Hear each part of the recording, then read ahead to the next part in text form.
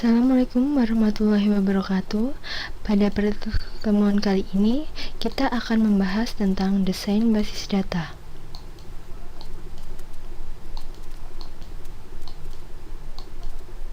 Pokok bahasan dari pertemuan desain basis data adalah 1. Pendahuluan, 2. Aturan sistem informasi dalam organisasi, dan yang ketiga adalah proses desain basis data. Dan tujuan dari pertemuan kali ini adalah setelah mempelajari materi dalam bab ini, mahasiswa diharapkan mampu untuk memahami aturan sistem informasi dalam organisasi dan memahami proses desain basis data.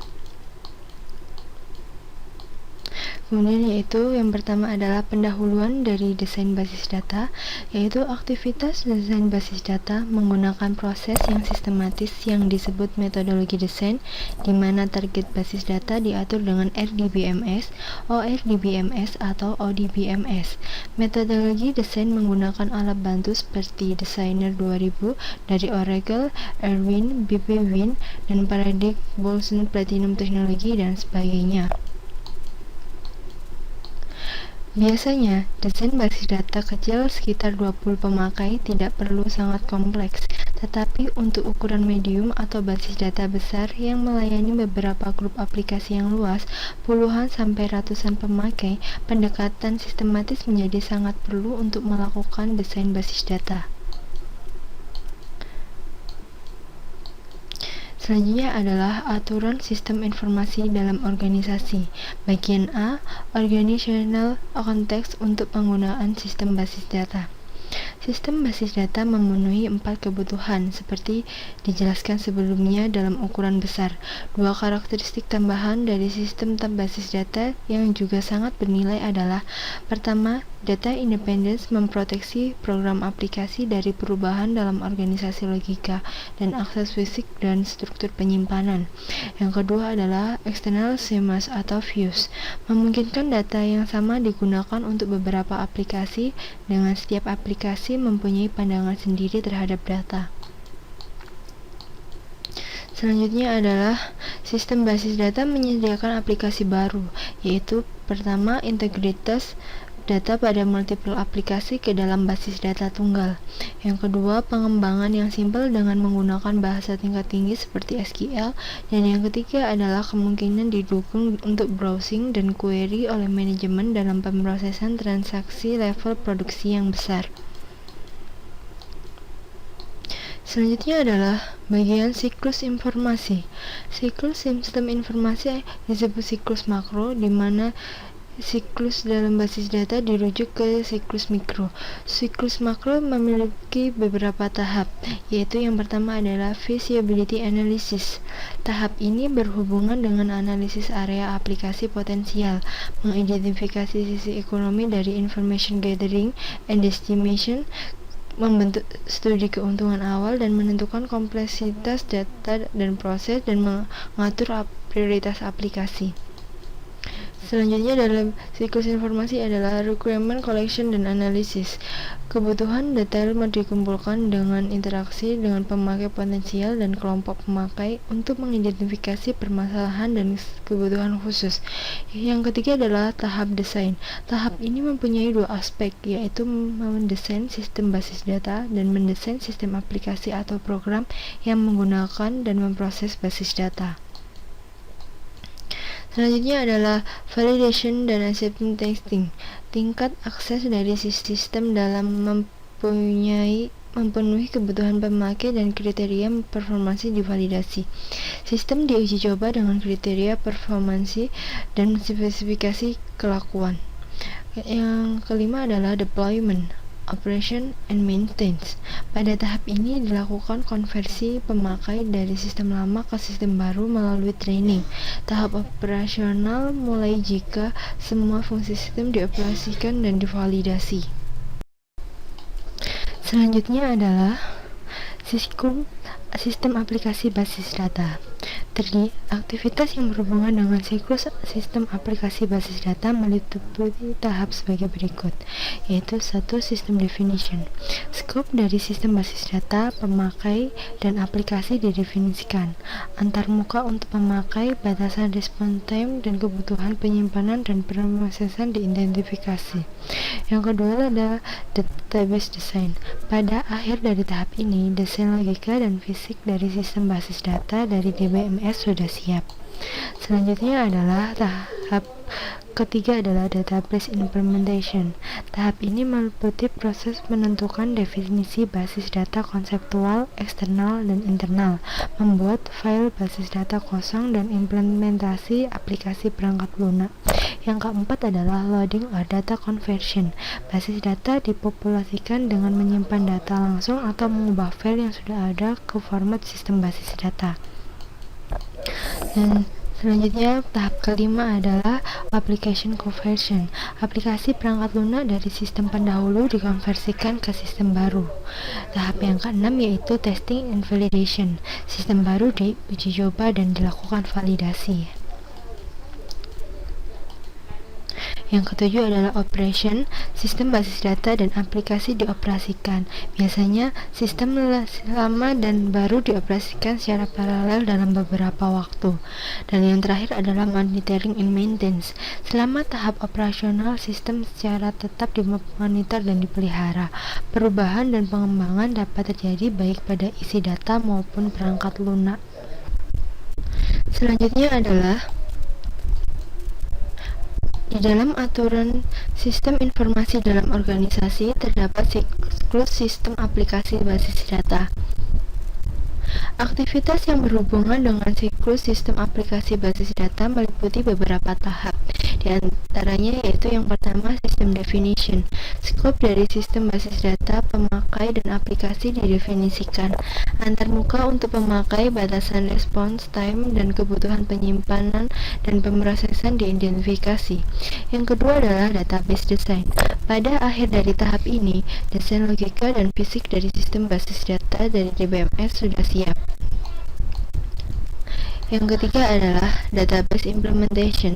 Tahap ini meliputi proses untuk menentukan definisi basis data konseptual, eksternal dan internal, membuat file basis data kosong, dan implementasi aplikasi perangkat lunak. Yang keempat adalah loading or data conversion. Basis data dipopulasikan dengan menyimpan data langsung atau mengubah file yang sudah ada ke format sistem basis data. Selanjutnya adalah application conversion. Aplikasi perangkat lunak dari sistem pendahulu dikonversikan ke sistem baru. Keenam, testing and validation. Sistem baru diuji coba dan dilakukan validasi. Yang ketujuh, operasi sistem basis data dan aplikasi dioperasikan. Biasanya sistem lama dan baru dioperasikan secara paralel dalam beberapa waktu. Dan yang terakhir adalah monitoring and maintenance. Selama tahap operasional, sistem basis secara tetap dimonitor dan dipelihara. Perubahan dan pengembangan dapat terjadi baik pada sisi data maupun aplikasi perangkat lunak. Selanjutnya adalah di dalam proses desain basis data terdapat beberapa tujuan. Tujuan desain basis data adalah yang pertama, memenuhi kebutuhan isi informasi dari pemakai dan aplikasi tertentu. Yang kedua, menyediakan struktur informasi alami dan mudah dipahami. Yang ketiga, mendukung kebutuhan pemrosesan dan performansi objektif seperti response. Dan yang terakhir adalah time, processing time, dan storage space. Terdapat 6 tahap utama pada proses desain basis data, yaitu yang pertama, koleksi dan analisa kebutuhan, yang kedua, desain basis data konseptual, ketiga, pemilihan DBMS, keempat, pemetaan model data atau sering juga disebut dengan desain basis data logika, yang kelima, desain basis data fisik, dan yang keenam merupakan implementasi dan tuning dari sistem basis data. Pada tahap 1, koleksi dan analisa kebutuhan. Untuk menentukan kebutuhan, pertama kali harus diidentifikasi bagian lain dari sistem informasi yang berhubungan dengan sistem basis data. Aktivitas tahap ini adalah 1. area aplikasi mayor dan kelompok pemakai yang akan menggunakan basis data atau pekerjaan apa yang bisa diakibatkan diidentifikasi. Yang kedua, dokumen yang sudah ada yang berhubungan dengan aplikasi dipelajari dan dianalisa. Dokumen lain seperti policy manual, form, report, dan diagram di organisasi direview untuk menentukan apakah terdapat tambahan pada koleksi kebutuhan dan spesifikasi proses. Yang ketiga, lingkungan operasi saat ini dan rencana penggunaan informasi dipelajari, termasuk di dalamnya analisa tipe transaksi dan frekuensi penggunaannya dan aliran informasi dalam sistem. Yang keempat, penulisan respon untuk menentukan pertanyaan terkadang dikelompokkan dari pemakai basis data potensial atau kelompok pemakai. Pertanyaan ini melibatkan prioritas pemakai dan tempat yang penting untuk suatu aplikasi. Yang kedua adalah tahap desain basis data konseptual. Tahap kedua dari perancangan basis data melibatkan dua aktivitas paralel. Aktivitas pertama yaitu desain skema konseptual, menentukan kebutuhan data yang dihasilkan pada tahap 1 dan menghasilkan skema basis data konseptual. Aktivitas kedua, desain transaksi dan aplikasi, menentukan analisa aplikasi basis data pada tahap 1 dan menghasilkan spesifikasi level tinggi untuk aplikasi tersebut. Tahap 2A yaitu desain skema konseptual. Skema konseptual diproduksi dari tahap ini terdiri dari model data tingkat tinggi di BMS independen dengan beberapa alasan. Alasan pertama yaitu tujuan desain skema konseptual adalah skema lengkap tentang struktur basis data, semantik, interrelationship, dan constraint. Yang kedua, skema konseptual tidak tersedia sebagai deskripsi stabil dari isi basis data. Pemilihan DBMS dan keputusan desain dapat berubah tanpa mengubah skema konseptual DBMS independen. Strategi untuk desain skema ada 4, yaitu top-down strategi, bottom-up strategi, inside-out strategi, dan mix strategi. Tahap selanjutnya di tahap kedua adalah desain transaksi. Tujuan dari tahap 2B yaitu desain transaksi, di mana proses dilakukan secara paralel pada tahap 2 untuk mendesain karakteristik transaksi basis data yang diketahui, yaitu aplikasi dengan cara DBMS independen. Bagian terpenting dari perancangan basis data adalah menentukan karakteristik fungsi transaksi tersebut sebelumnya dalam proses perancangan. Hal ini menjamin skema basis data akan memasukkan semua informasi yang dibutuhkan oleh transaksi tersebut. Tahap ketiga yaitu pemilihan DBMS. Pemilihan DBMS berdasarkan beberapa faktor, beberapa hal teknis, ekonomis, dan kebijakan organisasi. Faktor teknis berhubungan dengan ketepatan DBMS yang dipilih. Yang termasuk faktor teknis adalah tipe DBMS, relational, object relation, atau yang lainnya, struktur penyimpanan dan akses path yang didukung DBMS, ketersediaan antarmuka pemakai dengan program, tingkat bahasa query yang tinggi. Faktor non-teknis termasuk di dalamnya yaitu status finansial dan dukungan organisasi terhadap vendor. Hal-hal yang harus dipertimbangkan secara ekonomi dan faktor organisasi adalah 1. Maintenance cost, hardware acquisition cost, database creation and conversion cost, personal cost, dan training cost. Pada tahap keempat yaitu pemetaan model data, tahap berikutnya dari perancangan basis data adalah membuat skema konseptual dan skema eksternal dalam model data dari DBMS terpilih dengan memetakan skema tersebut. Proses pemetaan dalam dua bentuk, yaitu yang pertama, satu sistem independent mapping.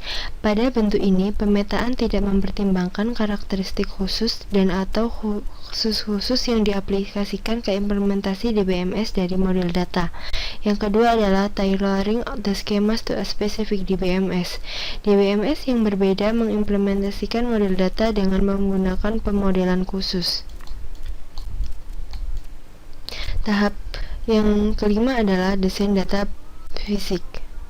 Perancangan basis data fisik adalah proses memilih struktur penyimpanan khusus dan mengakses path untuk file basis data untuk mendapatkan performansi yang baik pada aplikasi basis data. Kriteria untuk menentukan pemilihan rancangan basis data fisik adalah: yang pertama, waktu respon, merupakan waktu antara pengiriman transaksi basis data untuk eksekusi dan penerimaan respon. Yang kedua, utilitas ruang penyimpanan, merupakan jumlah ruang penyimpan yang digunakan file basis data dan struktur akses path pada disk. Yang ketiga adalah transaction throughput, merupakan jumlah transaksi rata-rata yang dapat diproses per menit, merupakan parameter kritis dari sistem transaksi seperti yang digunakan pada reservasi pesawat atau bank. Yang keenam adalah implementasi basis data dan tuning. Setelah rancangan logika dan fisik selesai, kita dapat mengimplementasikan sistem basis data. Hal ini merupakan tanggung jawab DBA bersama desainer basis data. Pernyataan dalam DDL, Data Definition Language, termasuk SDL, Storage Definition Language, dari DBMS terpilih, dikompilasi, dan digunakan untuk membuat skema basis data dan file basis data kosong. Pada tahap selanjutnya, kita akan membahas latihan soal. Yang pertama, sebutkan 6 tahap perancangan basis data. 6 tahap utama pada desain basis data adalah: yang pertama, koleksi dan analisa kebutuhan, desain basis data konseptual, pemilihan DBMS, pemetaan model data atau yang sering disebut juga dengan desain basis data logika, yang selanjutnya adalah desain basis data fisik, dan yang terakhir adalah implementasi dan tuning sistem basis data. Soal kedua adalah: manakah dari 6 tahap tersebut sebagai aktivitas utama dalam perancangan basis data dan mengapa? Karena pada tahap pemilihan DBMS berdasarkan beberapa faktor ekonomi dan kebijakan organisasi, faktor teknis berhubungan dengan ketetapan DBMS yang dipilih.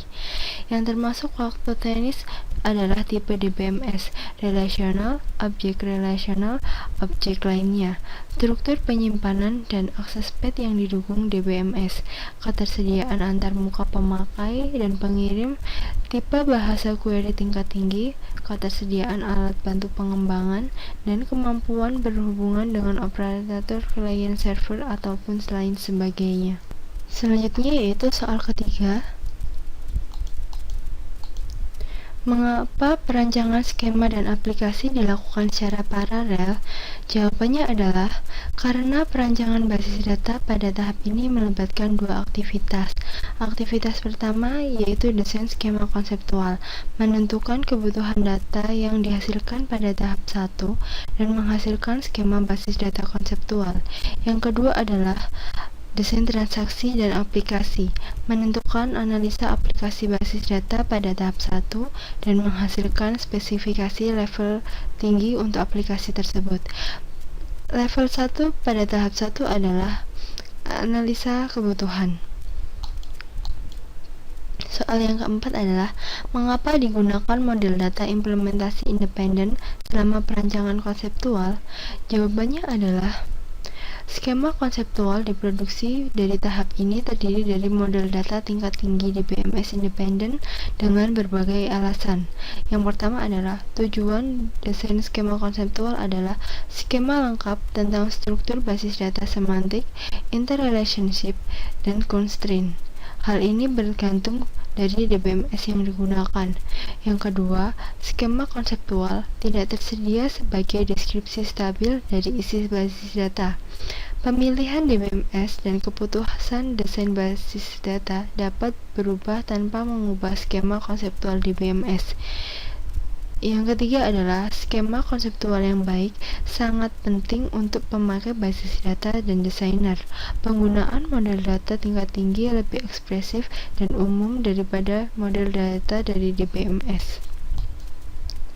Soal yang kelima adalah: mengapa diperlukan koleksi dan analisa kebutuhan?